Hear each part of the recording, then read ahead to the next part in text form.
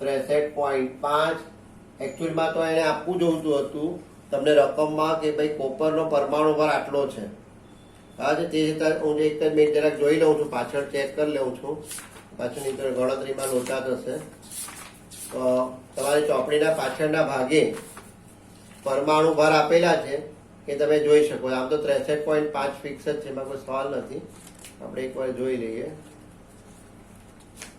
તો કોપર છે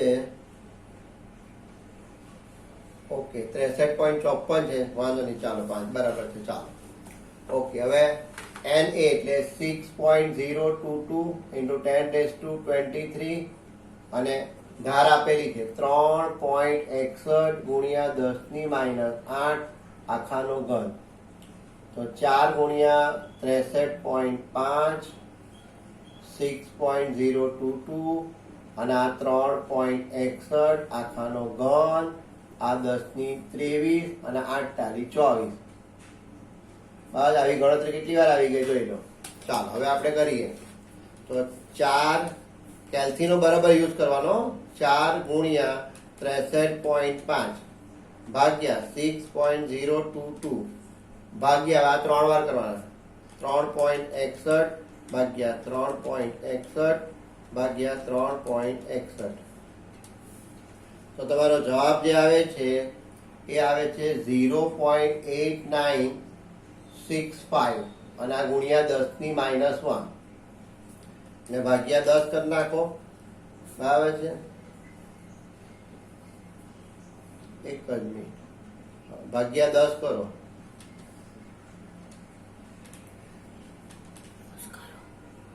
આ ઉપર આવશે ને એટલે આ ગુણ્યા 10 થશે ને, 10 ઉપર જશે તો ગુણ્યા ચાલુ છે તો ગુણ્યા 10 તો 0.8965 ગુણ્યા 10 કરો તો તમારો જવાબ આવે છે 8.965 ગ્રામ પર સેન્ટીમીટર ક્યુબ. તો જોઈ લો. તો આ તમારી ઘનતા આવી ગઈ સૈદ્ધાંતિક ના પ્રાયોગિક, એટલી જ આવીને જોઈ લો. આ 8.92 હતી ના 8.96 છે, એક જ થઈ ગઈ. અને તમને ખાલી સાબિત જ કરવા કીધું હતું કે ભાઈ આટલી લાવો, તો આટલી તમારી આવી ગઈ ઘનતા. જોઈ લો, કશું કરવાનું નથી. ચાલો સ્વાધ્યાયનો 21મો દાખલો જોઈએ છે. જો શું કહ્યું છે, ગોલ્ડ તેની પરમાણ્ય ત્રિજ્યા આટલી નેનોમીટર ફક્ત ફલક કેન્દ્રિત એકમ કોષમાં સ્ફટિકરણ પામે છે, તેઓ કોષની ધારની ત્રિજ્યા કેટલી? તો આ તો એકદમ સાદું સિમ્પલ છે. તમને ત્રિજ્યા આપી દીધી છે, પરમાણ્ય ત્રિજ્યા આપી દીધી છે. કેટલી છે? 0.144 નેનોમીટર, 144 નેનોમીટર. હવે ગોલ્ડ સામા સ્ફટિકરણ પામે છે? ફલક કેન્દ્રિત ઘનમાં. એટલે આ AU જે છે એ FCC રચના ધરાવે છે. અને હવે તમને ધારની કિંમત એટલે એ શોધવા કીધું છે. આ તો એકદમ સાદું સિમ્પલ નાનો દાખલો છે. તો હવે FCC રચના હોય તો યાદ કરો કે FCC માટે ધારની અને ત્રિજ્યાનો સંબંધ શું? તો A = 4r/√2 થાય. ઓકે, ખ્યાલ આવે છે ને? તો ચાલો A = 4r, આ 0.144 અને વર્ગમૂળમાં 2. તો જોઈ લઈએ. તો 4 × 0.144 અને 2 નું વર્ગમૂળ તમારે લઈ લેવું પડશે. તો 2 નું વર્ગમૂળ કેટલું આવશે? તો 1.4 × 0.144 તો 2 નું વર્ગમૂળ આવે છે 1.414. તો 4 × 0.144 ભાગ્યા 1.414 તો તમારો જવાબ આવે છે 0.407 નેનોમીટર. આ તો એકદમ સાદો સિમ્પલ દાખલો હતો. આવા દાખલા તમને MCQ માં પૂછે છે. ત્રિજ્યા આપેલી હોય તો ધાર શોધવા કે, ધાર આપેલી હોય તો ત્રિજ્યા શોધવા કે, પણ તમને એકમ કોષનું ભાન હોય ને તો જ આ તમારું કામ થઈ શકે, નહીં તો નહીં થાય. ખ્યાલ આવે છે? તો એકમ કોષનું તમને જ્યારે ભાન આવશે ત્યારે તમે આવા નાના દાખલા ગણી શકો. આવા દાખલા MCQ માં પૂછાય છે. એલ્યુમિનિયમ સમઘનીય સંવૃત સંકુલિત રચનામાં સ્ફટિકરણ પામે છે. તેની ધાત્વીય ત્રિજ્યા 125 પિકોમીટર છે. તો એકમ કોષની ધારની લંબાઈ કેટલી છે? બરાબર છે, એવું પૂછે છે. એનો મતલબ કે ધારની લંબાઈ એટલે ધાર પૂછે છે.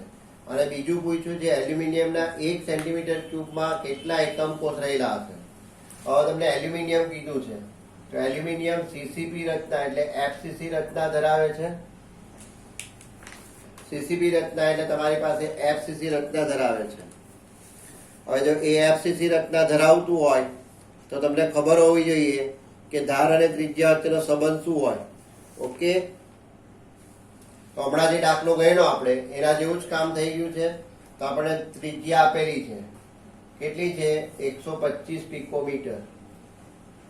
125 પિકોમીટર. ચાલો, તો એના પર ધાર શોધવાની છે. તો હવે એફસીસી રચના છે, તો એફસીસી રચના હોવાથી A = 4R બાય √2. હવે તમારે શું શોધવાનું? એ શોધવાનું છે. તો 4 ગુણ્યા 1 125 અને √2.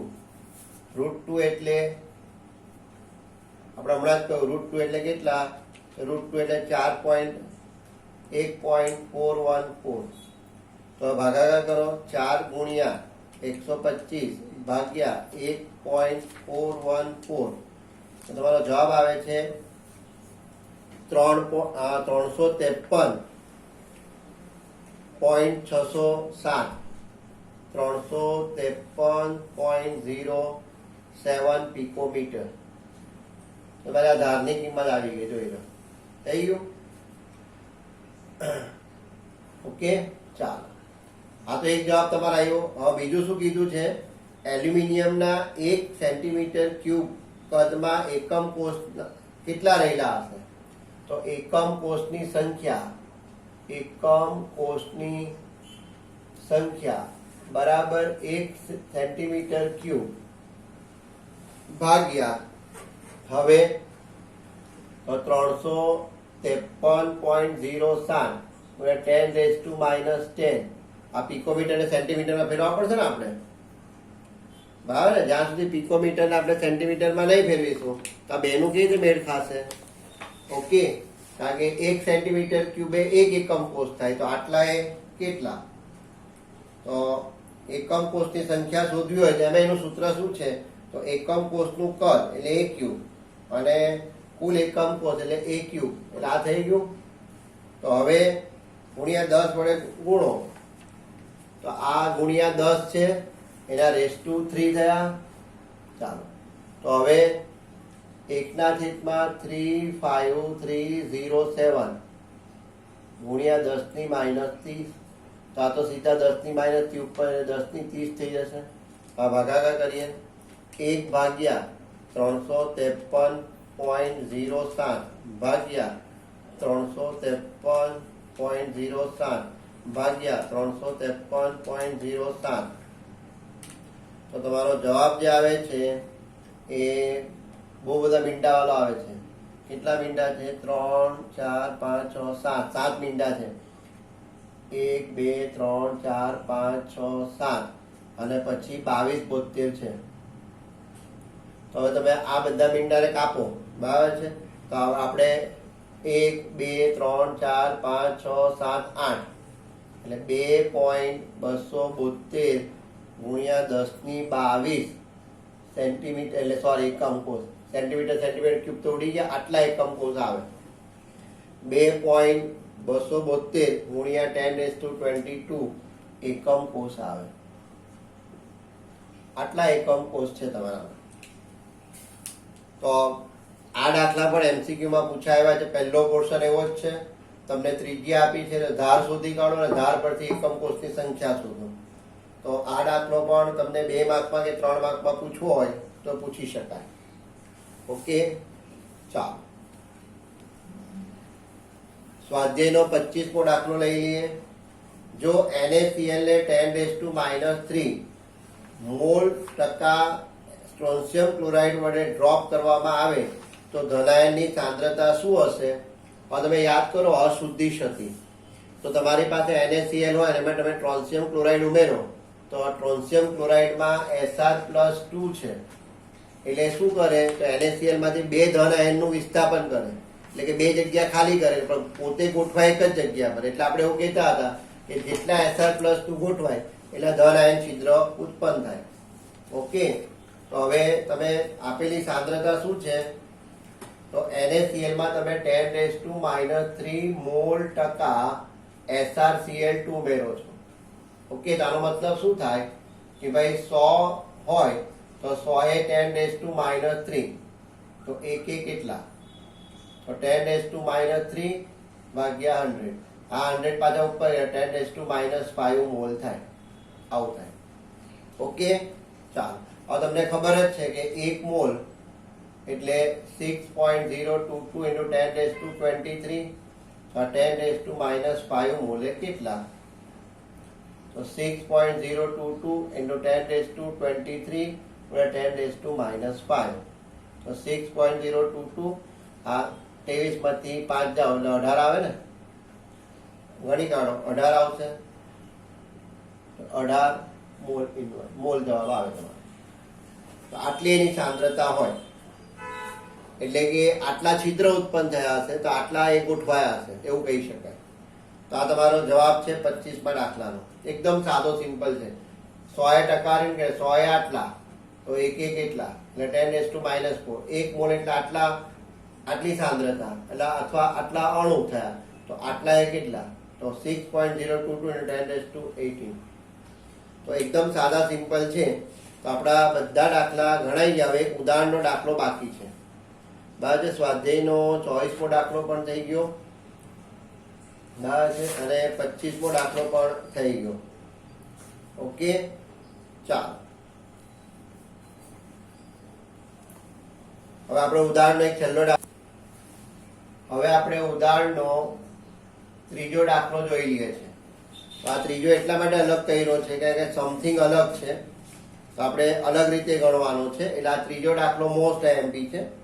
તમે રકમ જો, એક તત્વની રચના અંતઃ કેન્દ્રિત સમઘનીય છે એટલે કે BCC રચના છે અને તેના કોષની ધાર 288 પિકોમીટર છે. તત્વની ઘનતા 7.2 ગ્રામ સેન્ટીમીટર ક્યુબ હોય તો તત્વમાં 208 ગ્રામમાં કેટલા પરમાણુ રહેલા હશે? તમને પહેલા એવું કહે છે ભાઈ એક તત્વ છે BCC રચના ધરાવે છે. બસ એની ધારની કિંમત આપી છે 288 પિકોમીટર. બસ અને એની ઘનતા આપેલી છે. ઘનતા કેટલી આપી છે? તો 7.2 ગ્રામ પર સેન્ટીમીટર ક્યુબ આપી છે. હવે પછી એવું પૂછે છે કે જો 208 ગ્રામ વાળું કોઈ તત્વ હોય તો એમાં કેટલા પરમાણુ હશે? આવું પૂછે છે. ઓકે, તો સૌથી પહેલા તો તમને જ્યાં 288 આપ્યા છે તેના પરથી આપણે એકમ કોષનું કદ શોધી કાઢીએ. તો ભાઈ એકમ કોષનું કદ એટલે A ક્યુબ. A ક્યુબ એટલે 288 ગુણ્યા 10⁻10 આખાનો ઘન. બરાબર છે. તો હવે 288 નો ઘન, 288 નો ઘન કરીએ આપણે. 288 ગુણ્યા 288 ગુણ્યા 288. ઓકે,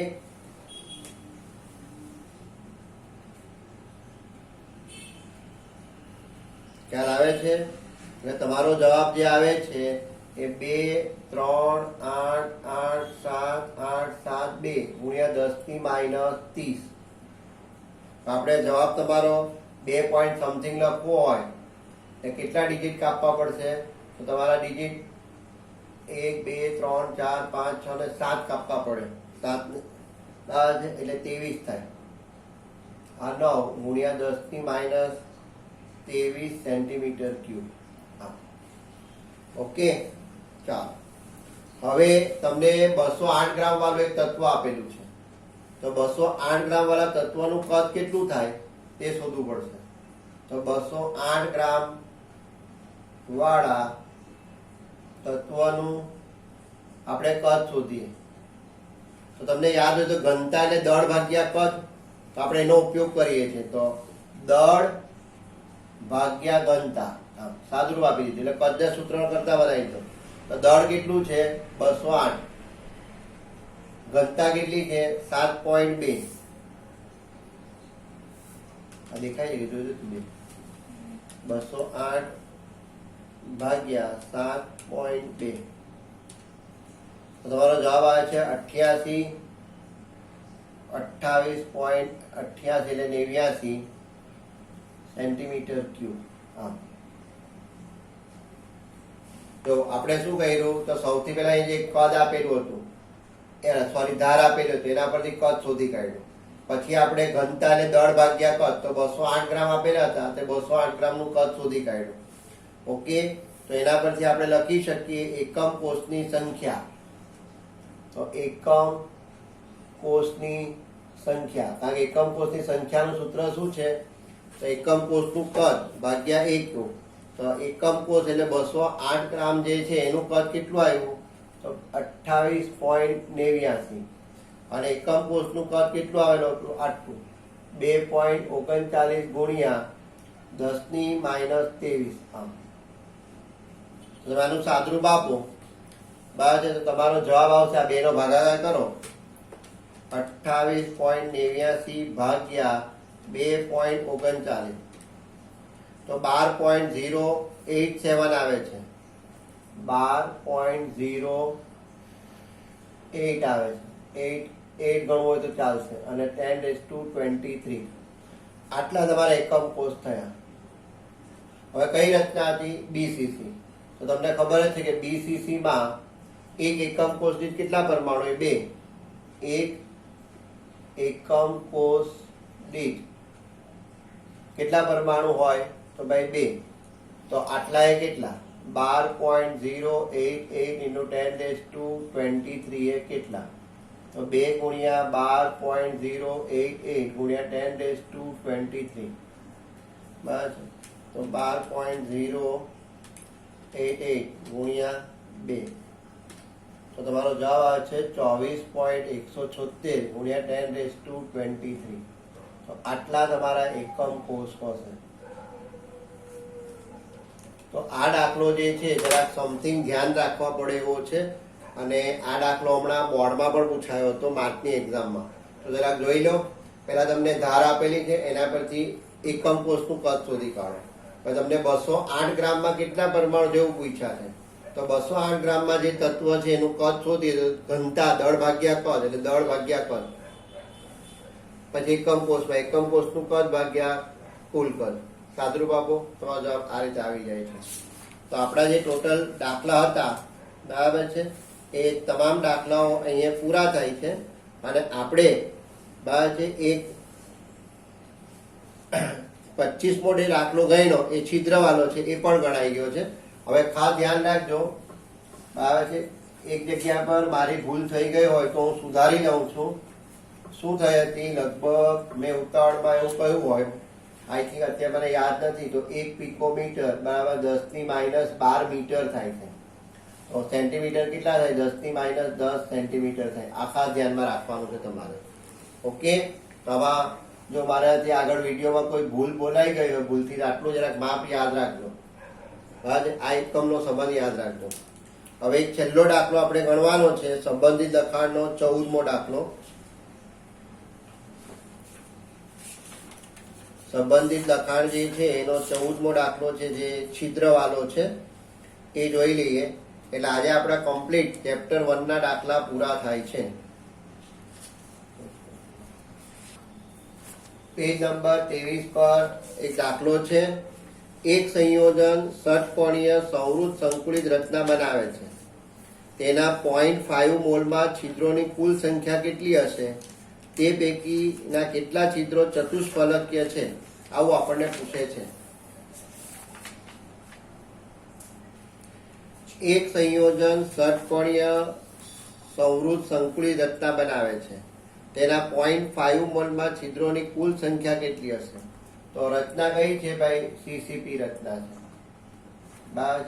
હવે તમને ખબર છે કે સીસીપી રચના બનાવતા ગોળાની સંખ્યા અને ચતુષ્ફલકીય છિદ્રની સંખ્યા સમચતુષ્ફલક, ચાલો જે ગણો તે સમચતુષ્ફલકીય છિદ્રની સંખ્યા વચ્ચે સંબંધ કેવો છે તો ભાઈ n/2n નો, બરાબર છે, એટલે કે 1/2 નો સંબંધ છે. ઓકે, તો હવે તમે જો કેટલા મોલ છે તો આ 0.5 મોલ છે, તો આ કેટલા થાય તો આ 2 ગુણ્યા 0.5 મોલ થાય, એટલે કે આ 0.5 મોલ હોય તો આ 0.5 ગુણ્યા 2 કરો, 0.5 ગુણ્યા 2 એટલે 1 મોલ થઈ જાય, 1 મોલ થાય. તો હવે 1 મોલ એટલે કેટલા તો 6.022 × 10⁻23. ઓકે, તો હવે તમે આરામથી કહી શકો તો આમાં છિદ્રો કેટલા પ્રકારના હોય તો સમચતુષ્ફલકીય છિદ્ર પણ હોય ને અષ્ટફલકીય છિદ્ર પણ હોય. ઓકે, એટલે કુલ છિદ્રો કેટલા થઈ જાય તો અહીંયા પૂછ્યું છે આ પૈકીના કેટલા છિદ્રો ચતુષ્ફલકીય છે, તો ચતુષ્ફલકીય છિદ્ર કેટલા તો આટલા, અને એનાથી અડધા અષ્ટફલકીય છે. તો કુલ છિદ્રની સંખ્યા, તો હવે અષ્ટફલકીય છિદ્ર વત્તા ચતુષ્ફલકીય છિદ્ર, અક્ષરમાં જોઈ લેજો. તો આ ચતુષ્ફલકીય છિદ્ર કેટલા આવ્યા 1, તેનાથી અષ્ટફલકીય છિદ્ર કેટલા આવે અડધા, એટલે 0.5, તો 1.5 મોલ થાય. હવે 1.5 મોલ એટલે કેટલા 6.022 × 10⁻23. તો કુલ સંખ્યા કેટલી થઈ જાય તો 1.5 ગુણ્યા 6.022 × 10⁻23. 1.5 ગુણ્યા 6.022, તો તમારા છિદ્ર કેટલા થઈ ગયા તો 9.033 ગુણ્યા 10⁻23, આટલા કુલ છિદ્ર થઈ ગયા. અને તમને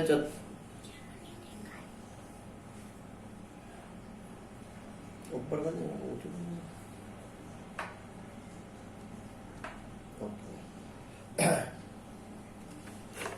જો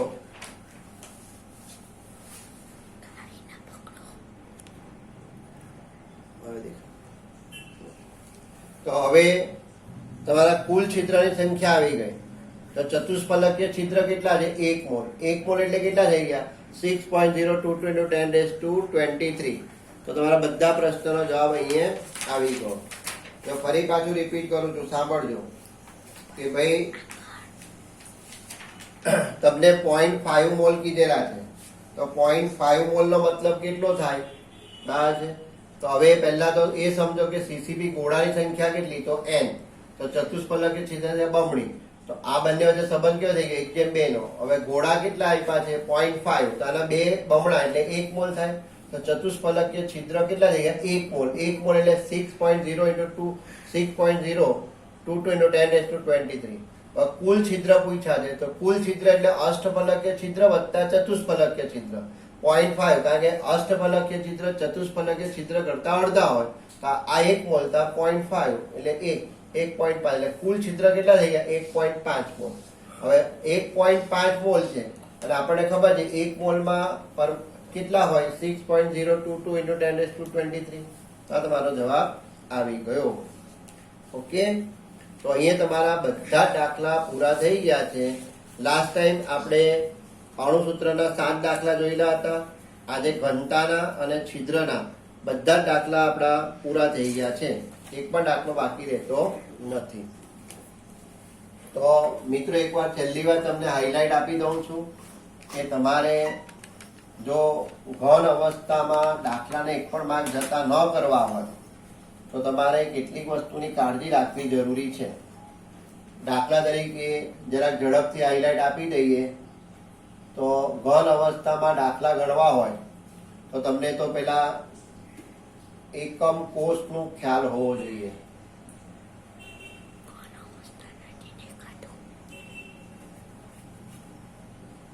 તો ઘન અવસ્થાના દાખલા ગણવા હોય તો તમારે એકમ કોષનો ખ્યાલ હોવો જોઈએ. તો એકમ કોષ એટલે આપણો પહેલા તો સાદો, પછી બીસીસી અને પછી એફસીસી. હવે એકમ કોષની પરમાણુ સંખ્યા 1, 2 અને 4 આ ખબર હોવી જોઈએ. ત્યારબાદ A = 2R, A = 4R/√3, A = 2 4R by √2 એટલે કે 2√2r. તો આના ઉપર નાના દાખલા પૂછાય છે. પેકિંગ ક્ષમતાનું ભાન હોવું જોઈએ, પેકિંગ ક્ષમતાનું સૂત્ર આવડતું હોવું જોઈએ. ત્યારબાદ ઘનતા z ઇન્ટુ m છેદમાં na ગુણ્યા a ક્યુબ. હવે અહીંયા a ની કિંમત a એટલે ધાર અને ધારની કિંમત આપણે સેન્ટીમીટરમાં લેવાની. ફરી પાછું યાદ કરાવી દઉં, 1 પીકો એટલે 10⁻12 મીટર, તો 10⁻10 સેન્ટીમીટર. આ ભૂલતા નહીં. હા, અગાઉ મારાથી ભૂલ થઈ ગઈ છે એવું લાગે છે એટલે વારંવાર તમને કહી દઉં છું. તો આ રીતે તમે કામ કરશો તો કોઈ વાંધો આવશે નહીં. ઓકે, તો આજે આપણા ઘન અવસ્થાના બધા જ દાખલા પૂરા થઈ ગયા છે. તો તમે પ્રેક્ટિસ કરો એ જરૂરી છે. Thank you so much. જય હિન્દ, જય ભારત.